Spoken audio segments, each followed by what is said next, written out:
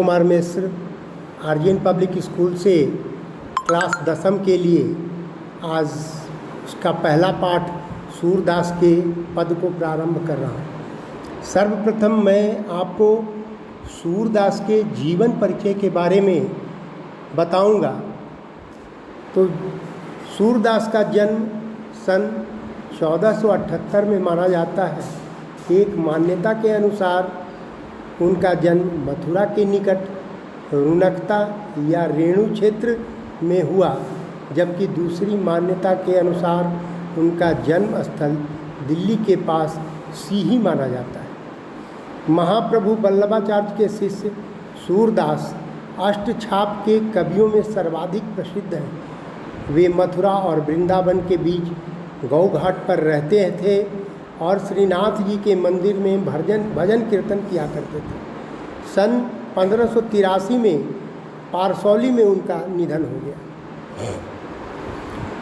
उनके द्वारा लिखित ग्रंथों में सूरसागर, साहित्य लहरी और सूरसावली प्रसिद्ध है। इनमें से सर्वाधिक प्रसिद्ध ग्रंथ जो है वह सूरसागर है। खेती और पशु वाले भारतीय समाज का दैनिक अंग रंग चित्र और मनुष्य की स्वाभाविक वृत्तियों का चित्रण सूर की कविताओं में मिलता है। सूर वात्सल्य और श्रृंगार के श्रेष्ठ कवि माने जाते हैं। कृष्ण और गोपियों का प्रेम सहज मानवीय प्रेम की प्रतिष्ठा करता है।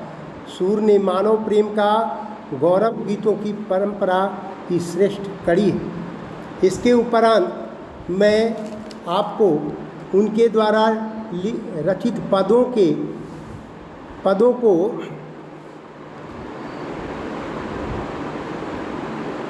उनके द्वारा जो पद लिखे गए हैं उनको आपके सामने पढ़ता हूँ और फिर उनके अर्थों को व्यक्त करूँगा।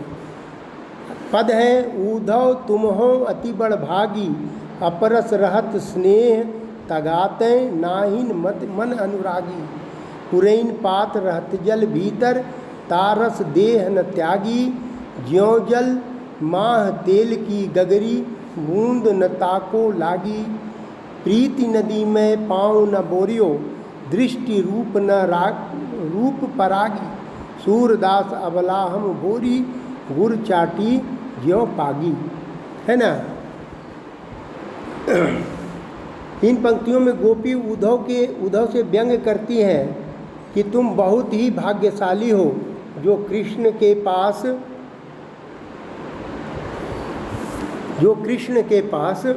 उद्धव से व्यंग करती हैं, कहती हैं कि तुम बहुत ही भाग्यशाली हो जो कृष्ण के पास रहकर भी उनके प्रेम और स्नेह से वंचित हो।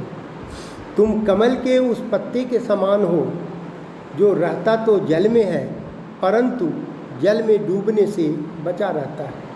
जिस प्रकार तेल की गगरी को जल में भिगोने पर भी उस पर पानी की एक बूंद भी नहीं ठहर पाती, ठीक उसी प्रकार तुम श्री कृष्ण रूपी प्रेम की नदी के साथ रहते हुए भी उसमें स्नान करने की बात तो दूर, तुम पर तो श्री कृष्ण के प्रेम की एक छींटा भी नहीं पड़ती।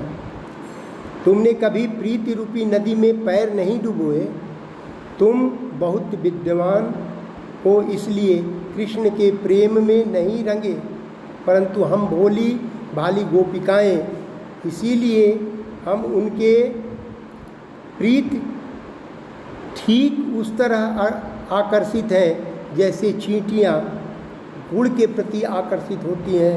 हम उनके प्रेम में लीन हैं। ये पहला पद जो है वह हमने अभी आपको उसका अर्थ स्पष्ट किया। पुनः दूसरे पद को हम देखते हैं। दूसरा पद है: मन की मन ही माझ रही, कहिए जाई कौन पे ऊधों, ना ही परत कही। अवधि आधार आस आवन की, तनमन बिथा सही। अब इन जोग संदेशन सुन सुन, बिरहिन बिरह दई। चाहती हूत गुहारिन जीतें, तय उत तय धार बही। सूरदास अब धीर धरी क्यों, मर्यादा न लही। इन पंक्तियों का भाव है, इन पंक्तियों में गोपियाँ उद्धव से कहती हैं कि उनकी मन की बात मन ही में रह गई। वे कृष्ण से बहुत कुछ कहना चाहती थी, परंतु अब वे नहीं कह पाएंगी। वे उद्धव को अपने संदेश देने का उचित पात्र नहीं समझती और कहती हैं कि उन्हें बातें सिर्फ कृष्ण से कहनी है, किसी और को कहकर संदेश नहीं भेज सकती। वे कहती हैं कि इतने समय से कृष्ण के लौट कर आने की आशा को हम आधार मानकर तन मन हर प्रकार से विरह की ये व्यथा सह रही थी। ये सोचकर कि वे आएंगे तो हमारे सारे दुख दूर हो जाएंगे, परंतु श्री कृष्ण ने हमारे लिए ज्ञान योग का संदेश भेजकर हमारे और भी दुख बढ़ा दिए।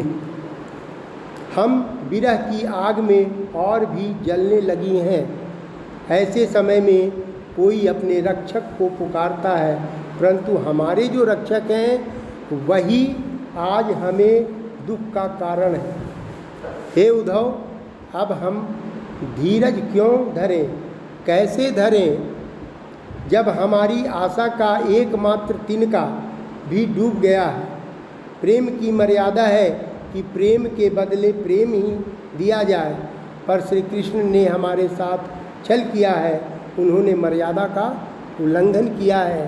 इस प्रकार इस दूसरे पद के अर्थ को हमने स्पष्ट किया। अगले 3 और 4 तीसरे और चौथे पद के भाव को हम अगले क्लास में स्पष्ट करेंगे। तब तक इतना ही, धन्यवाद।